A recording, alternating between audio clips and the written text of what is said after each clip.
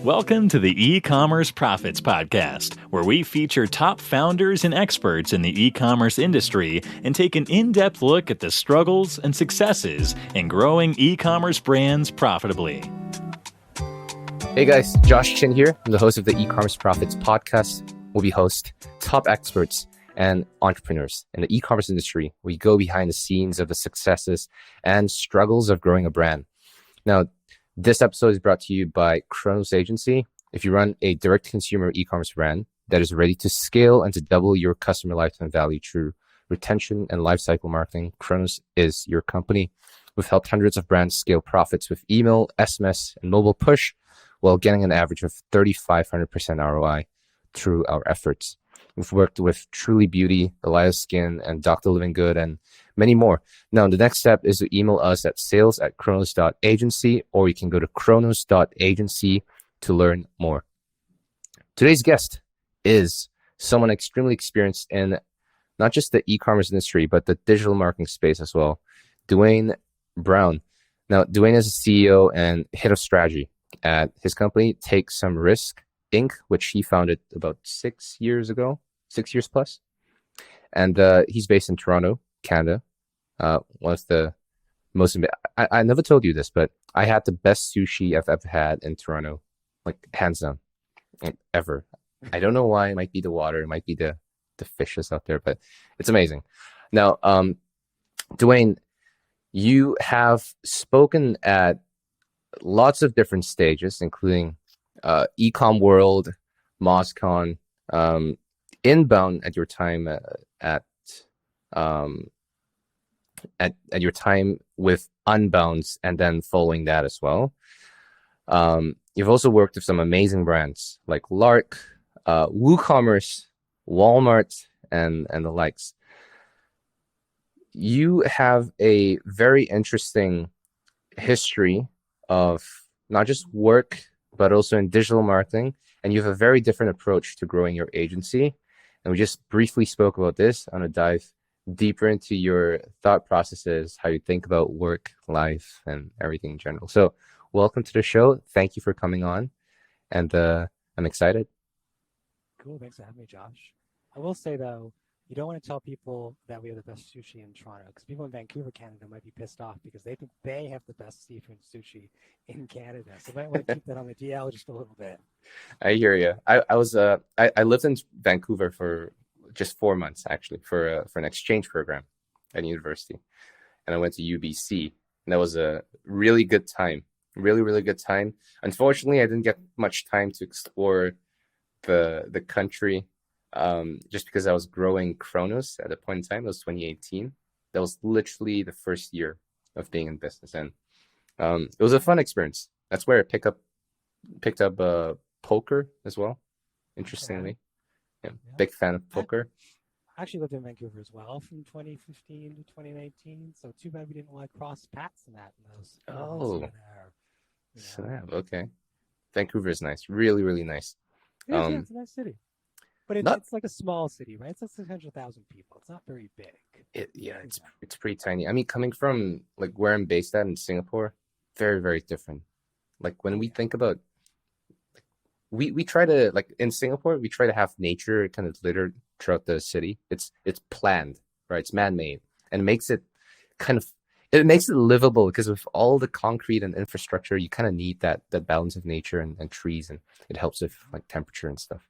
But in Vancouver, it's everywhere. It feels like you're free. You see blue skies, it's actually blue. It's not kind of gray and polluted and stuff. So that's nice. But sidetrack. Duane, you run Take Some Risk, Inc. Now, what's the history and story behind that name? Yeah, I mean, I used to work at a company called Unbounce. I was unhappy with my job, so I just quit it, gave my notice, and decided back then I'd go freelance or just went contract for a while and figure out like the next step of my life. I mean, I'm real good at what I do. I've had, big Canadian brands, American brands like Best Buy and TELUS reach out and say, hey, do you want to come work for us more than once? I've had Shopify come 4 times, and I've rejected each time. I always joke, you can buy my company and then maybe we can talk, but I don't want to come work for you necessarily. It's just some like cog in a wheel. Right. And, you know, I know lots of people work at Shopify and other places and they're happy, but it's just not for me. So I quit the job and I started freelancing, and that was 2017. And freelancing turned into more work and more work. And 2019 came around, and there was this: do we hire someone? Do we not hire someone? So we hired someone for a bit, and then the pandemic hit, and then it's like, do I hire more people? Do I not? And I thought about it for a few months, and then I just went down the route of like hiring a few people, and that's kind of where it is. I mean, that's like a really short version. But it really just started because I quit my job, and it wasn't planned to start an agency. It just kind of grew into that very organically, as a friend would say. My life seems at times. Right. I try to leave like lots of options open in life, and then kind of optimize towards, you know, happiness, for lack of a better word. You know, money's great. We make good money. I've had jobs that paid really well. My last job at Unbounce paid really well, but I was just bored out of my mind. And so I'm 41 in a couple months. In my 20s, I'd go for the money. Of course you go for the money. You're in your 20s, but in your 30s and 40s, you kind of want to optimize usually for something else other than money, because even if you make lots of money and you're bored, it's going to crush your soul and make you just stressed and gain weight. And that's not, it's not something you want to have when you're older and your metabolism goes down and you gain weight, because it's harder to take off. Okay, two places I'm gonna take this conversation to. So you talked about optimization and how you optimize your life. But before that, the name, right? Take some risk. How do you come up with that?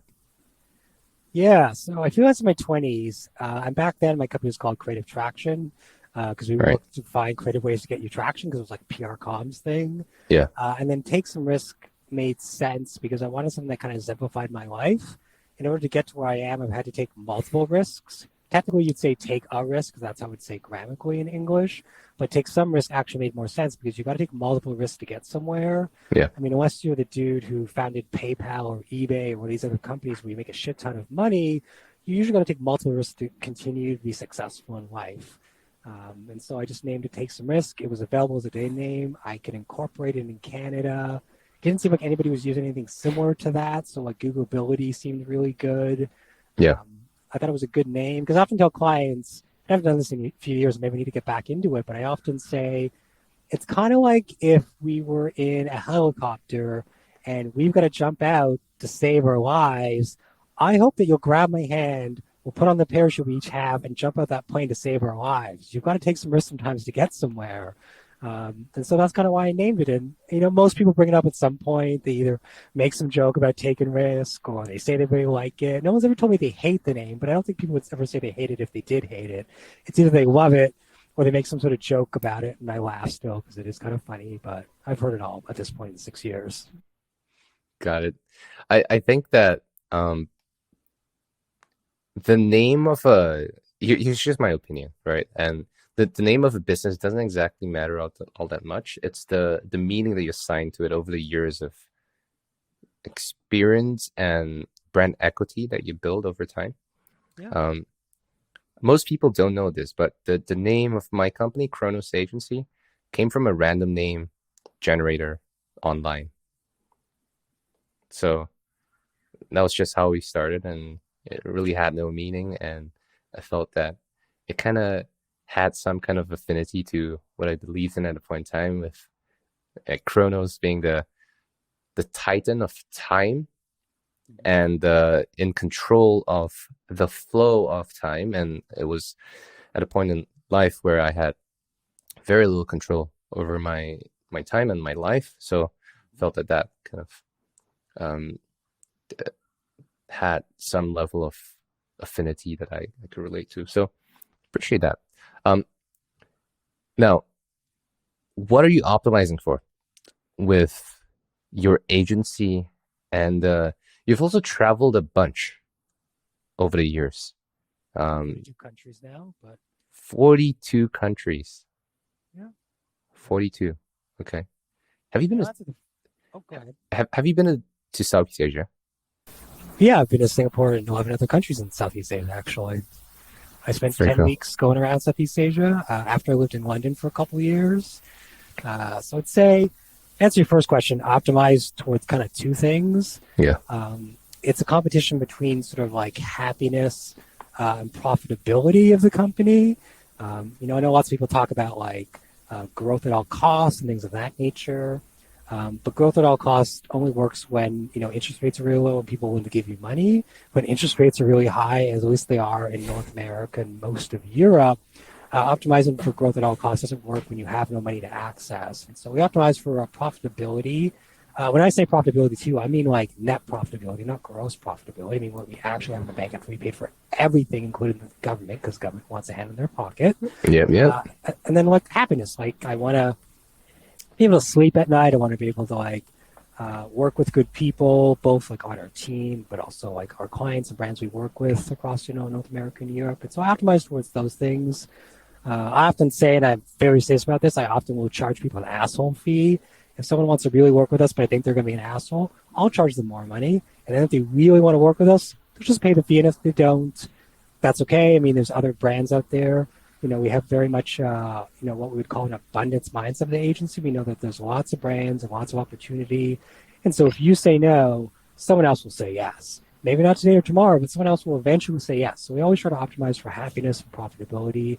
Because I also think like if the team is happy, that means their lives are less stressful. That means they'll do good work. That means our clients will be happy. If our clients are happy, they'll feed that feedback to me or the team, and it creates a nice circle where everyone's kind of happy or less stressed at least. We make good profits, and we all sleep at night. And it's not the easiest thing to optimize for because sometimes people offer us lots of money to do things we don't want to do. And it's hard to say no sometimes. But we often say no to things that just like are not in the wheelhouse. Clients ask us to do like dev work or they ask us to do SEO. And I'm like, we could theoretically do this, yes, because someone in our team has a background or whatever in it in their past life before they join us, but we don't really want to do it as like a service deliverable. Yeah, I get that. And you're just adding pain to the process of working with the client. And a lot of people don't realize this, but we had between me and my co-founder, my COO, Lewis, we had this debate a couple years back on the stakeholders that mattered the most in our business and how we ranked them, how we prioritized them. And we kind of agreed on the typical things like community, environment, vendors, shareholders, and a bunch of these other things. I think those are the four. And when it comes to the top two, we really had a heated debate around employees versus customers, because one has to come first. Was it your employees or was it your customers? Because without customers, you can't afford employees. Without employees, you couldn't serve your customers. And the conclusion that we came to was that if we had to choose, it would be that our employees would come first, our people would come first, even if that means losing clients, making customers unhappy, and creating some pain on the customer side of things. Because we understood that this was a realization that we came to, that with employees being well taken care of, with our team members well taken care of, we can pivot, we can grow, we can scale down, we can do lots of different things. We will survive. As long as we have good employees that are a great fit for the company, they're taken care of, we'll find new customers, we'll find new clients. Like you said, Duane, maybe not today, maybe not tomorrow, but eventually we would, and it would be a much happier outcome overall. So that was an interesting debate, because it didn't seem like there was a solution to it. But I have to ask you though, Josh, which of you always said you would put company first before employees, or which of you said you put employees first before clients? I'm curious which of you put that, because it is employees for me. Yeah, hands down. Yeah, that's no question. That's a good question. I went customers first. Okay, interesting. And my mindset was this: without customers, we couldn't pay our employees, so employees wouldn't exist. We wouldn't be able to survive. Lewis's mindset was, and he's COO, so he thinks in the more holistic manner, employees have to come first, because without employees, there are no customers, and you can always take a hit on your profitability. But long term, if you have unhappy employees and employees are not taken care of, you're not going to last with any customer. That made a lot of sense. So that logic prevailed. Yeah. I mean, I think it also probably depends on what scale you're at. But yeah, more times than not, unless you're like Amazon or something like that, or like a Walmart, where you're so big that people would like give their firstborn to work for you, you probably should put your employees first. You know, That's true. Like, let's be honest, you should put your employees first at the end of the day. That is true. Duane, now going back to your travels. So you've traveled a bunch, 42 countries. Now you're kind of settled down over the past couple of years in Toronto. Why that change versus being a so-called kind of digital nomad moving about the world? Yeah, I mean, moving is exhausting, first of all.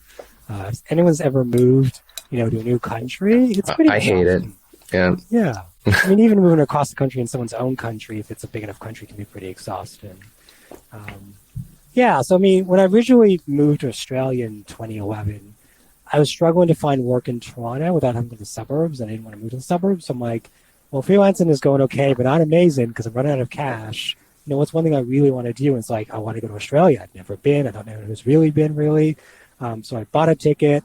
I got a student visa. I actually found work in what we do, which is really great. I was there for 6 months. I traveled around the country of Australia and stuff like that. I went around different states. I lived in Melbourne, which is really cool. I went to Sydney for like Mardi Gras and New Year's Eve. And so I got to see a lot in Australia, which is really great. And I think Australia as a whole is great. And then I came back to Canada and I freelanced a little bit for some Canadian companies I kept while I was away in Australia.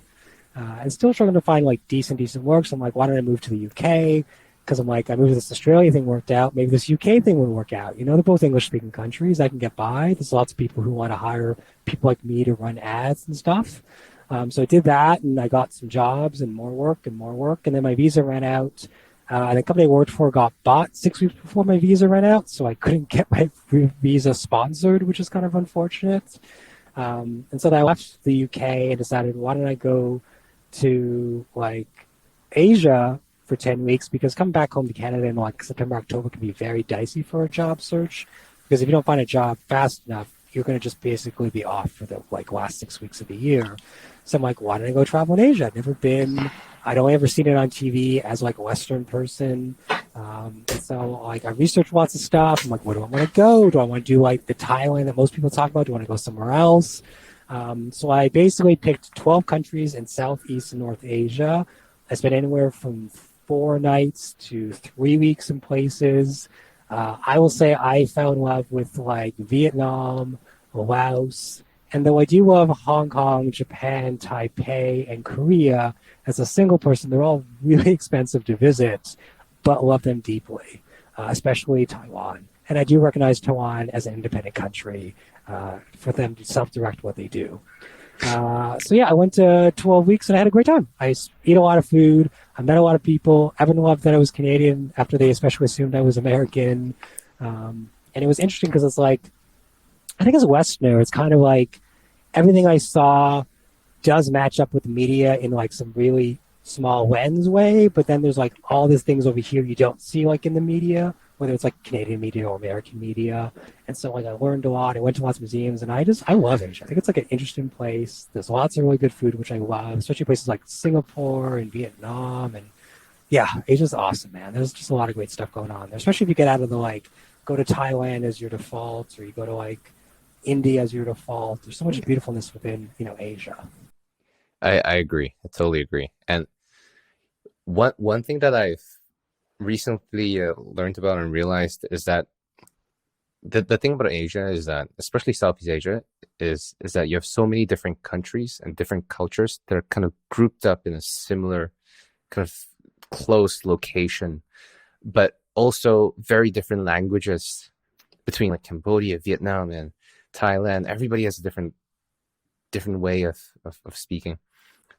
And through that, you have also very different cultures but also language breeds a different way of thinking, because the words that we use influence the way that we think, and the way that we think influences our actions. And just kind of reflecting on my experience, because I speak Mandarin and Malay as well as English, they're just vastly different ideas and cultures that you can kind of express in these different languages that you just cannot express in English, which is so interesting to think about. And I'm just curious about if you have any experience around cultures that do not translate well into the Western world in terms of the way that they speak or think, and maybe as a result of language or otherwise. Yeah, I've got 3 stories actually. Well, 2 of them are kind of the same story, but like I think one thing I was worried about a little bit sometimes when I travel is like, will be there food that I want to eat? I'm not a picky eater, but I've never been to Asia, and I assume it's not going to be like what they serve us in North America, which has been Americanized a great deal. But I mean, I did find tons of amazing food, and I'm like, gosh, I'm going to come back to Asia as a whole, both North Asia and Southeast Asia. But I think 2 things kind of stuck out to me when I traveled. Like when I was in Thailand, I read tons of reviews on like, where do you go to eat? What spot do you need to go to? So I stopped at this little older woman's booth. She was selling salad and fish. And I didn't realize at the time that people, I guess at least in Thailand, they always ordered one or the other. They never would order both for their lunch. And I was trying to order both because I was really hungry. Yeah. And this young businesswoman, probably in her, maybe mid to late 20s, so a bit younger than me, but not that much younger at the time. She saw me really struggling to communicate with the little old woman. And so she translated for me. And then the older woman looked at me and then smiled and then gave me both dishes. And I paid for it. And then she gave me a seat beside her cart to sit down so I could like actually eat my meal. Yeah. I don't know what the grandma was doing, but grandma had it going on. She had like fried fish. She's got this peanut salad thing. It was amazing. So that's kind of like the interesting of like barriers to communication a little bit. Right. The other one was in Tokyo, when I was at the big station downtown, whose name I can't think of, but I was reading one of the maps, and I didn't realize it was a map of all of Japan and not just Tokyo. So that meant it was all the train lines in Japan and not just the train lines in Tokyo. Oh, wow. Okay. Business person was like, he saw that I was struggling to like find where the station was I need to go to my Airbnb. And he's like, hey, do you need some help? I'm like, yeah, I'm trying to find like this station. And he's like, oh, this is like all of Japan. I'm like, oh. That makes sense. Yeah. And then he told me like where I need to go and what to do. And I was like, thank you so much. I was really helpful.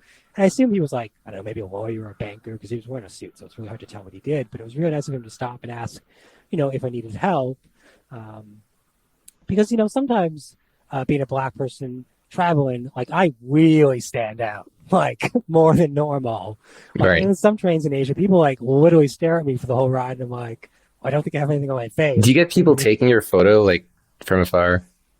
No, I've seen that happen. I've seen that happen quite a few times, and it's so funny to see. Most of my white friends get that. I don't think I've had anyone take my photo. People usually like will shake my hand when they find out I'm Canadian. Or little kids on the subway will kind of stare at me a lot. Right. But no one's ever taken like my photo. Which, if they ask, I'll be fine with it. It's not going to bother me. But I really appreciate both those people realizing I was struggling a little bit and like, let me help out this dude who's trying to like, figure out something here. Because they could have been like the dozen of people who passed me and been like, he's on his own. Let him figure it out on his own. And then the third story I have is a few of my ex-boyfriends have been French. And I think there's that struggle even with French to go from French to English because there's lots of things you express in French, both from like, French is very, especially Canadian French and even Paris French, they express things based on gender. So there's like a masculine and feminine. And there's words in French that you don't really can translate into English because we don't have it in the English word. Right. So even from like that perspective, there's lots of languages where I think translating things into English is hard because unless you're born in an English-speaking country, learning English is not that easy, actually. It can be pretty complex depending on like what your home country was. Yeah, makes sense. Now, I think that, so you do speak French, right? No, I mean, I can get by, but any of my ex-boyfriends will tell you that I'm crap at French. Like, I can say a couple words here and there. I can order like a chicken and waffles at a restaurant. I can't have a full-on conversation. Okay. But you kind of understand what people are saying. I get by. I get the gist of it. I mean, I lived in Montreal for 2.5 years before I moved back. Oh, most importantly, if people cuss you out, you kind of know. You get a sense of that. No, Really? No? Okay. no. I mean, I know the odd word, but not enough. Like I can like semi get by if I know what I need to order, but not enough that if I know someone's like cussing me out. And if they are, I honestly don't care. Like Fair unless enough. I've done something to be a really asshole to someone, like why are you gonna try to cuss me out whether it's in English or in French? I just don't care. I'm That's too true. old to care at this point. That's that's really interesting. Now, quick segue, because I really want to dive into this. Unbounce. You were at Unbounce for 2 years as a senior paid media manager. And you worked directly with the CMO or the board? CMO. Okay. Our CMO. I know CMO is obviously on the board with everyone else who's on the board. I Right. don't report to the board. There's people above me. There's two directors. There's a VP. There's CMO, technically on on a hierarchy chart.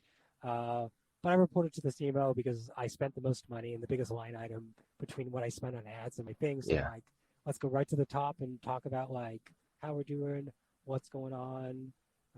I had 3 different managers when I was at Unbounce, so it was interesting time to say the least. No, I have your LinkedIn profile pulled up here, and it really sounds like you've did a crap ton in 2 years. Not a long time. Crap done in 2 years. It was a lot of work. A lot of You, it's just like getting things optimized to the point that you can take on more work. yeah, Right? Like so, get better at your job, and free up your time so you can do more work while doing the job you currently have. Which more people do the opposite of that. They just kind of like keep on doing the work that they're doing, but don't get better at their job so they can free up time to do more exciting stuff. Like I love running campaigns, but like right. anyone with half a brain can run a campaign. It's not rocket science. It's hard, but it's not rocket science. We're not saving lives when I'm not doing brain surgery. I hear you.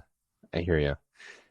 And you manage paid search, paid social, display, programmatic, and you're also doing some tests around Microsoft. Was that Bing ads Yeah, big ads, and Twitter ads as well? Okay. Yeah, I mean, we try those stuff out because it's like when you max out Facebook and Google and all the things, Yeah. you gotta go to these other platforms that try stuff out. Try programmatic.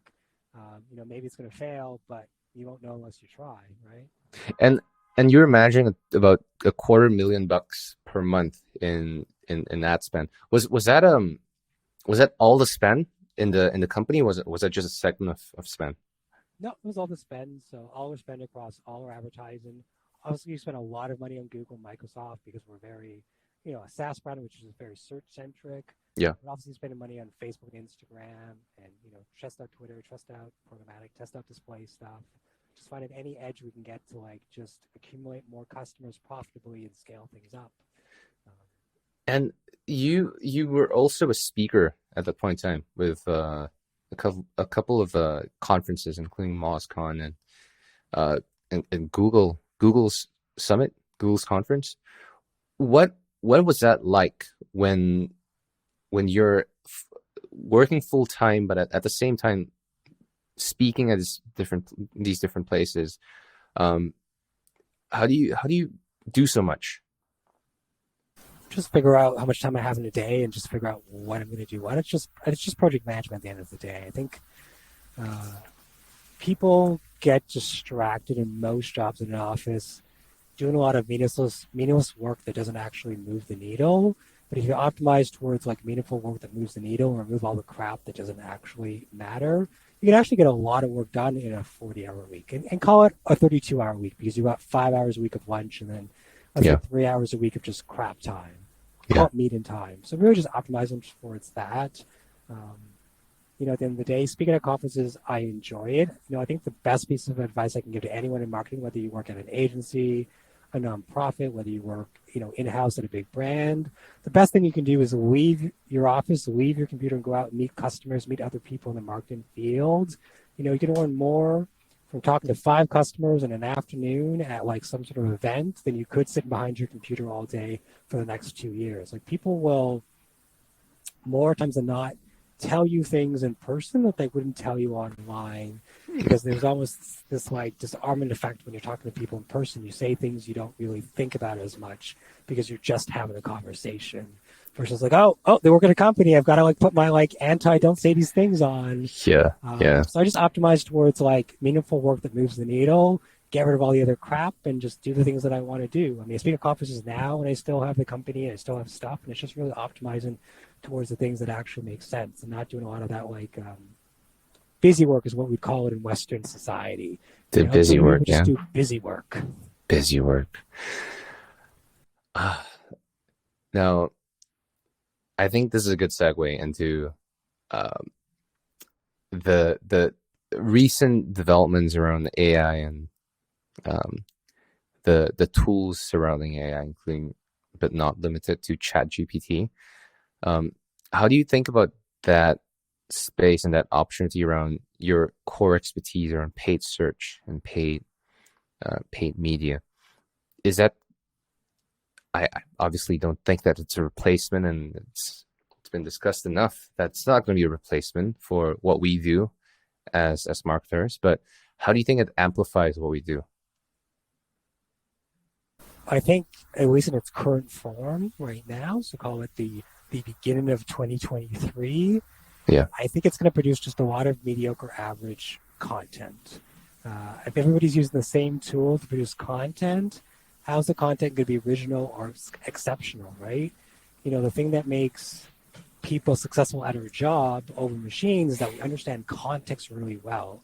Machines and technology does not really understand context. And so, though I think there's probably a use case for ChatGPT in some way or some shape and form, people who say they're going to use it to write blog posts and write all my ad copy and stuff like that, I just don't see it being something that's usable at scale, because you still have to go through that human touch that context of machines don't have. So it's interesting, it's nice, but if it's just like those tools you'd use to generate like a name for a website or like what you're going to call your kid, it's just going to produce a lot of the same results it produced for 100 other people. So there's not a lot of originality behind that, which is unfortunate, because there is probably a use case for it, but it's not in like doing something at scale where everyone else wants to do the exact same thing in that piece of technology.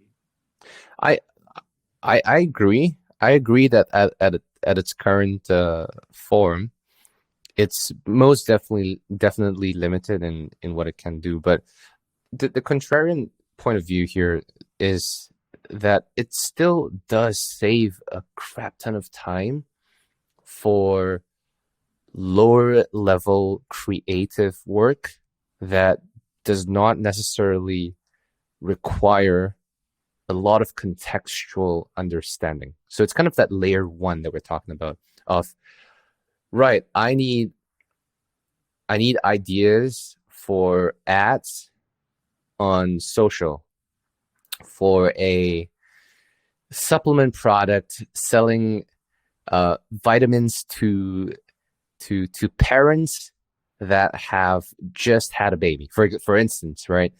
And it's going to spit out a bunch of different angles, and you can further refine them to fit your context a little bit further. And that could serve as a starting point of, right, where do we go with developing creatives, for instance? What do we start testing out? What sounds good? That, I think, still saves a ton of time. It may not be like a full headcount worth of time, but it could eliminate some redundancies and inefficiencies in that process.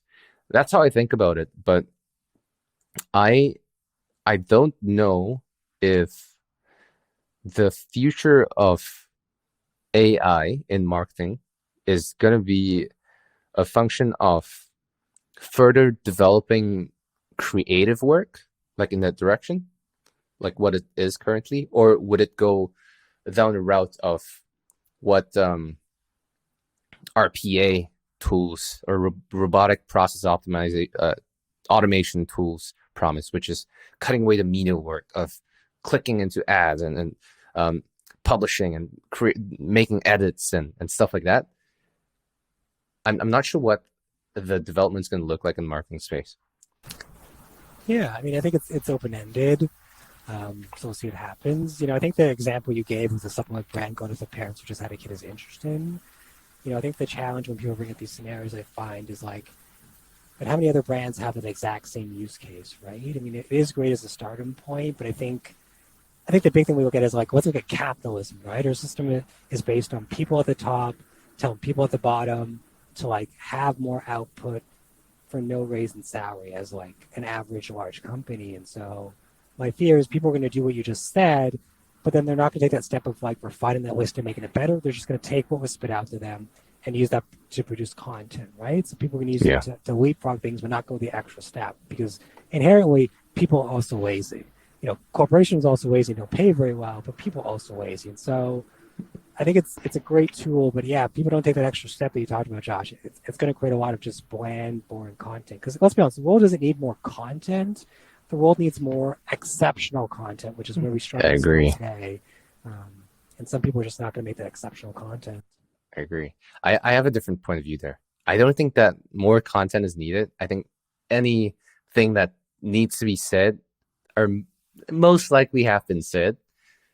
So even I'm kind of hesitant on creating content and doing all the stuff that my marketing team wants me to do on social. But it really is about curation more than anything, because there's just way too much information out there right now. But the problem is that, and even we face this in our job as well, that there's so much content and information that we just don't know what's relevant and important. And I think the tool or the person that can solve that issue of curation and personalization is going to win. So that's just how I think about it. But I'm excited to see how that develops over time. Now, Duane, a little bit about the clients that you work with at TakeSomers. You have some really cool brands like Lark, the Shark Tank company. That's a company that purifies water with UV light, right? Is that the one? That is correct. Yeah, we've got the water bottles essentially. We got the water pitcher we put out last year. They're 3 years with us. It's coming up in July, which is really cool. So we've seen them go from low seven figures to an 8-figure brand now. That's awesome. It's been awesome. It's a lot of growth. It's been hard work and stressful on both our side and their side, because we're trying to grow a brand that more and more people are realizing can help make the world a better place by taking plastic out of the water and stuff like that. Yeah. So it's been great. I was really shocked when they emailed me and said we're going to go with you versus the bigger agency with more people. Right. And ever since that day, Josh, I've worked twice as hard to make sure we retain that business and no one comes after it, because if you come after it, I'm going to cut you. Because I want that business to stay with us. When I say you, obviously, I don't mean you specifically. I just mean people in general. I get that, yeah. How people listening consider that a warning? Oh man! But how do you land that business? So walk me through that process of pitching, and it sounds like there's a process of a pitch going on. Yeah, I mean a little bit, I guess. I mean we don't call it a pitch, not like you would see at like traditional agencies or bigger agencies owned by the whole companies. I would say 99.9% of all our clients come from inbound. It could be a current client referral. It could be someone on the team who had someone reach out to them. It could be somebody coming from somewhere. I'm a community where I spend as a community online, and they'll say like, hey Duane, or hey team, I saw you on Slack or whatever it was. We've implemented something a couple years ago, which is our business intake form. So it's a form people fill out to tell us everything from what the revenue was last year to what the revenue goal is this year, what's their conversion rate, what's their CPA, their ROAS, all the numbers we sort of care about to understand where the business is today. Because there's one thing I've learned, Josh, is you can look at a website and there's no way you can tell if that website is making $1 million a day or $1,000 a day. So I implemented this form 2 years ago. We helped us understand okay, well, this business looks pretty, but they're not making money. Or this business has a website that looks ugly, but they're making tons of money. It helps us orient the conversation. So once we do that, we either give them a pass or fail. It's like, okay, I don't think you're a right fit because maybe your goals don't align together. Like you want a $10 CPA, but your product costs like $15 or something like that, or whatever, right? So sometimes the goals don't align. And then brands we want to talk to, we'll send them an email, book some time on my calendar. We'll sit down and talk for half an hour and try to dig into the form more, understand the business more. It's basically a gut check to see like, are these people sane and would we want to work with them at the end of the day? Because I try to take on clients based on 4 factors. You seem like nice people, you've got money to pay the bill, you've got an interesting problem, and we, kind of want to work with you, right? We don't want to work with assholes, Like I said, we have that asshole fee earlier, so we'll charge an asshole fee if we have to. Yeah.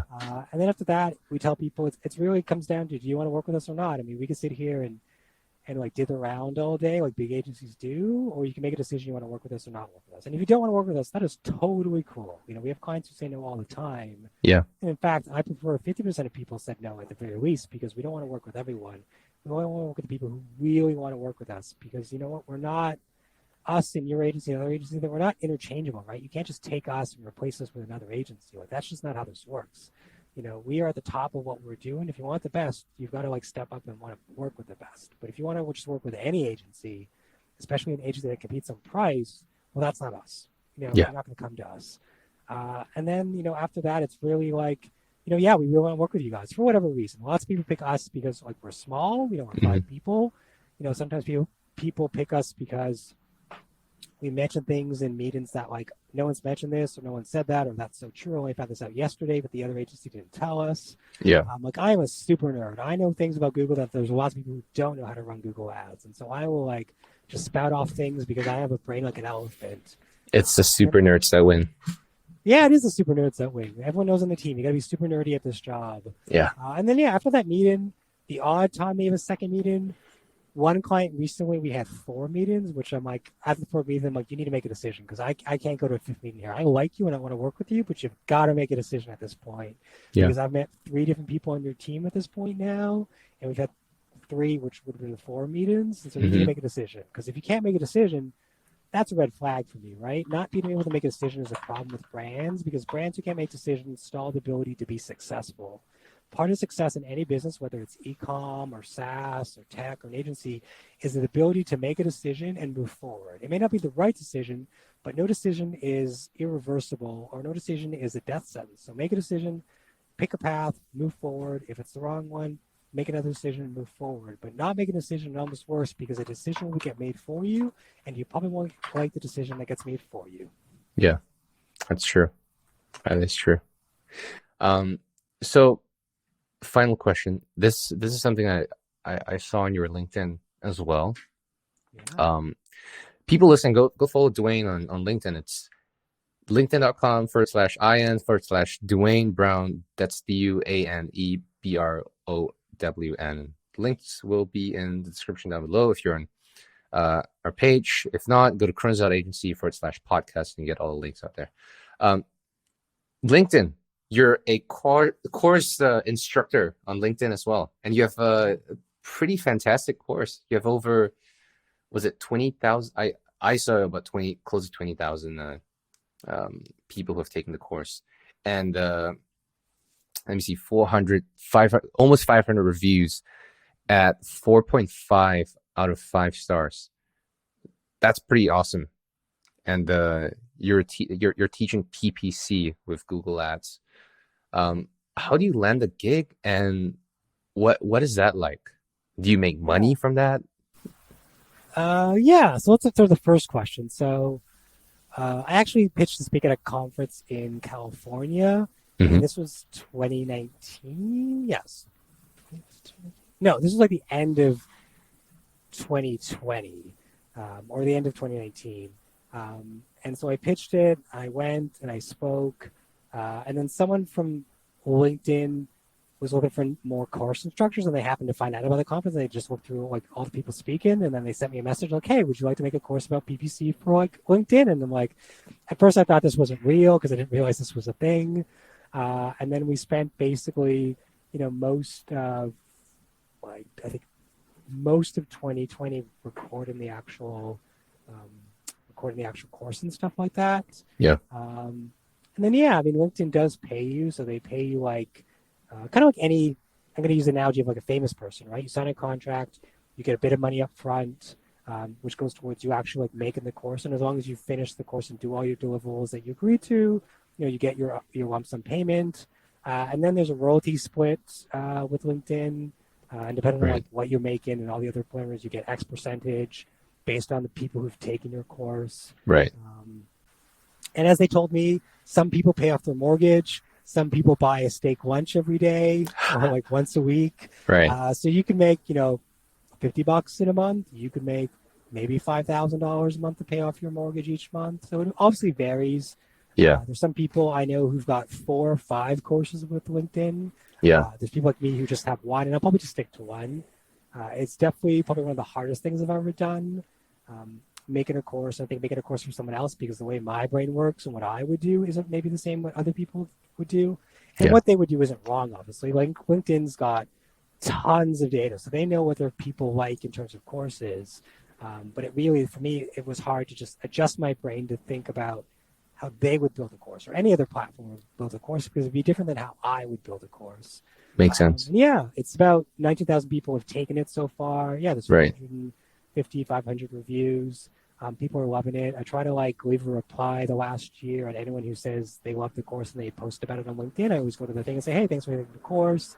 I really appreciate it. Hope you liked it. Because I think it encourages people to continue their professional development, take other courses on LinkedIn. And I've noticed over the last 6 to 8 months, people in their network will also leave them a comment as encouragement, which I think is really good. I think trying to encourage people to continue it is really helpful, to just give people the encouragement they need, because it's a lonely road trying to learn anything new for the first time. It's true. People need all the encouragement they can get. Yeah, I think the community factor plays a big part, and I'm curious now. Do you get clients out of the course at all? No, I don't think so. I mean, if anyone has taken it and hired us, never mentioned it. Right. Okay. Because I figured you could, if you ran the course independently and hosted it on like Kajabi or something else, and ran ads to it and priced it at, say, a couple $100, you could probably make a lot more money out of doing that, especially since you have the exact skills you need to scale a product like that. Paid ads, paid media, and running funnels. Yeah, I mean, you might. I mean, there's obviously, beyond making the course, you've got to market the course, right? And so LinkedIn does a lot of that marketing. So obviously that's where part of their fee comes in. Also with courses, whether it's, site you mentioned or Udemy or Skillshare, whatever it is, courses in general are pretty competitive, especially in what we do. So making the course is actually the easy part. It's like covering a niche that you can actually sell it and get people to buy it. I do have a course on Udemy that is just about Google Shopping and shopping ads. That has it's been a few months since I've looked at it. That has a 3.8 out of 5. I think it's past 100 reviews. That's paid. So when people pay for something, they're a lot more harsh in the grading. Yeah. Where's I going with this? Oh, but basically making a course is the easy part. It's actually trying to get it out there, because there's so much competition. We've had one client actually hire us because of the Udemy course, because they literally told us that's why they hired us partly. That's awesome. They did the course and they realized this guy knows what he's talking about and this is too complicated. And that client's been with us for 2023. So yeah, it'll become up to a year and a half now. So it'll be 2 years in July. Yeah. That's the only client I think in the 3 years we've had the Udemy course that someone said, hey, I actually taken this and I just realized I should just hire you. That's awesome. So yeah. We do it more for the education than we thought it would be a lead gen thing. Yeah. So it's been good that, it's gotten a client out of it, and they paid pretty good fees, and they got an interesting brand and one of our nicest clients. So yeah. That's awesome. Duane, thank you so much for being on the show. I appreciate it. And for people listening, where's the best way to connect? What's the best way to connect with you? Is it LinkedIn? Yeah, I think LinkedIn is the best way to connect with me. You can follow me on LinkedIn. I do spend a fair bit of time on Twitter. Twitter's just Duane Brown as well, just like LinkedIn. Those are probably the 2 best places. Unless you're on Reddit, I spend a lot of time on Reddit. That's the other place. There's the PPC subreddit on Reddit. So it's either Twitter, Reddit, LinkedIn, all 3. I post different content in each one. So it really just depends on where you spend your own time personally. Awesome. Duane, thank you so much for being on the show. And for people listening, if you enjoyed this episode, check out more on chronos.agency /podcast. And if you can, leave a rating, leave a review. It really helps us out a ton. I've been doing this for about 2 years now, I think. And it's been lots of fun. I'm going to keep doing this. So let me know if I should. Thank you so much. And I'll see you guys in the next episode. Cheers. Thanks for listening to the E-commerce Profits Podcast. We'll see you again next time, and be sure to click subscribe to get notified of future episodes.